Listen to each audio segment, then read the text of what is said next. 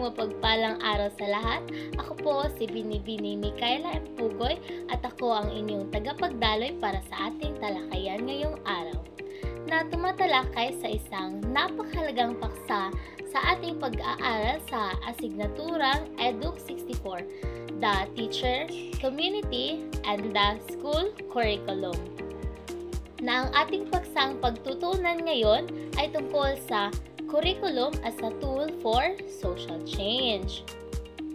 Bago tayo tuluyang dumako sa ating aralin, nais ko muna kayong tanungin na sa inyong sariling pagkaunawa, ano ang unang pumapasok sa inyong isipan kapag narinig ninyo ang salitang curriculum? At ano naman ang ibig sabihin ng social change o pagbabagong panlipunan? Maraming salamat sa inyong mga kasagutan. Upang mas maging malinaw ang ating pag-uusap, atin munang bigyang kahulugan ang ating mga pangunahing termino. Ano nga ba ang curriculum? Ang curriculum ay, sa pinakasimpleng kahulugan, ito ay kabuuang plano ng pag-aaral sa isang paaralan o sistema ng edukasyon. Ito ay naglalaman ng mga layunin, mga paksang aralin, mga pamamaraan ng pagtuturo at mga paraan ng pagtataya na naglalayong hubungin ang kaalaman, kasanayan at pag-uugali ng mga mag-aaral. At ano naman ang social change o ang pagbabagong panlipunan? Ang pagbabagong panlipunan ay tumutukoy sa malawakang pagbabago sa mga ugnayan, pag-uugali, institusyon at istruktura ng isang lipunan. Ito ay maaaring maganap sa iba't ibang antas at maaaring magdulot ng positibo o negatibong mga resulta. Kung gayon, paano nagiging kasangkapan ang curriculum sa pagbabagong panlipunan? Ang curriculum ay maaaring maging isang makapangyarihang kasangkapan sa pagbabagong panlipunan sa pamamagitan ng paglalantad ng mga mag-aaral sa mga isyong panlipunan, pagpapaunlad ng kanilang kritikal na pag-iisip upang masuri ang mga ito, at pagbibigay ng mga kasanayan at kaalaman sa kinakailangan upang aktibong makilahok sa paghahanap ng mga solusyon at pagtaguyod ng positibong pagbabago sa kanilang mga komunidad at sa mas malawak na lipunan.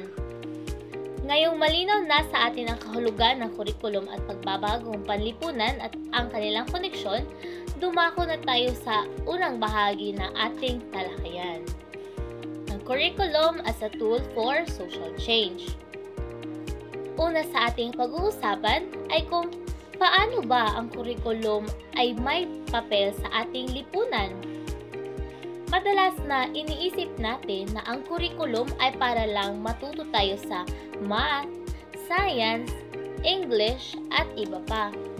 Pero higit pa doon ang kahalagahan nito, na kung saan ang curriculum ay it reflects o sumasalamin sa mga pinahahalagahan, paniniwala at mga kaugalian ng ating lipunan. Halimbawa, kung paano natin ituturo ang kasaysayan sa iba't ibang grupo sa ating bansa, ito ay nagpapakita kung ano ang itinuturing nating mahalaga at kung ano ang ating binibigyang pansin.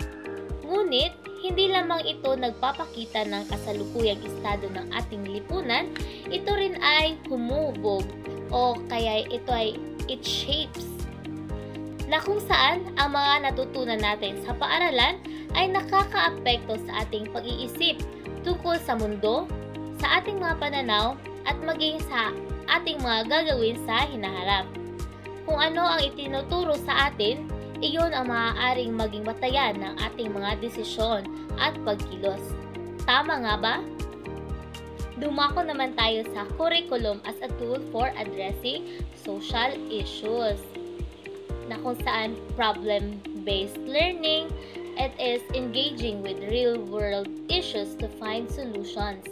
The second would be project-based learning, in which creating projects that address the specific problems. And then the last one is the critical thinking and inquiry, that it's analyzing information, and developing evidence-based solution. Ngayon, tingnan natin kung paano natin magagamit ang curriculum para tugunan ang mga problema sa ating lipunan. Hindi sapat na matukoy lang natin ang mga problema. Kailangan din nating matutunan kung paano bumuo ng mga solusyon.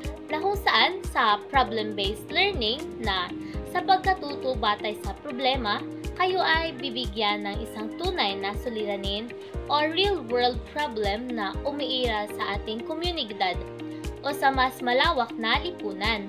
Ang iyong gawain ay suriin ang problemang ito, alamin ang mga sanhi at bunga nito, at magmungkahi ng mga maaaring maging posibilidad na solusyon. Pangalawa ay ang project-based learning, na sa pagkatuto batay sa proyekto naman, ito ay bubuo ng isang proyekto na direktang tumutugon sa isang natukoy na issue. Halimbawa, kung ang problema ay ang kakulangan sa pagkain ng isang pamilya, maaari kayong magplano at magtayo ng isang maliit na gulayan sa komunidad. At ang pangatlo ay ang critical na pag-iisip o critical thinking. Mahalaga rin ang kritikal na pag-iisip na kailangan nating matutunan kung paano suriin ang iba't ibang impormasyon, magtanong ng malalim, at bumuo ng sarili nating mga konklusyon na may matibay na batayan. Sa ating pagtatapos, naway iyo'y masagutan ito at maaaring ikomento ang inyong mga sagot. Para sa ating konklusyon, ang curriculum is a powerful tool for shaping responsible citizens and driving positive social change. So, sa ating mga ikling talakayan ngayong araw, nakita natin kung gaano kahalaga ang papel ng curriculum hindi lamang sa pagtuturo ng mga aralin, kundi pati na rin sa paghubog ng ating mga mag-aaral bilang mga responsableng at aktibong mamamayan na may kakayahang magdala ng positibong pagbabago sa ating lipunan. Tandaan natin, ang bawat aralin, bawat proyekto at bawat talakayan sa ating pag-aaral ay isang pagkakataon para tayo ay matuto at kumilos tungo sa isang mas makatarungan at maunlad na kinabukasan. Magsimula tayo sa ating mga sarili, sa ating paaralan at sa ating mga komunidad. And then, let's remember that every lesson is an opportunity to learn and act towards a more just and progressive future. Start with yourself, your school, and your community. Kung kaya't ating tandaan, ang curriculum ay hindi lamang aralin, ito ay kasangkapan para sa pagbabago. Magsimula tayo ngayon. Maraming salamat sa iyong pakikinig. Ako po si Binibini Nicola Pugoy. Maraming salamat.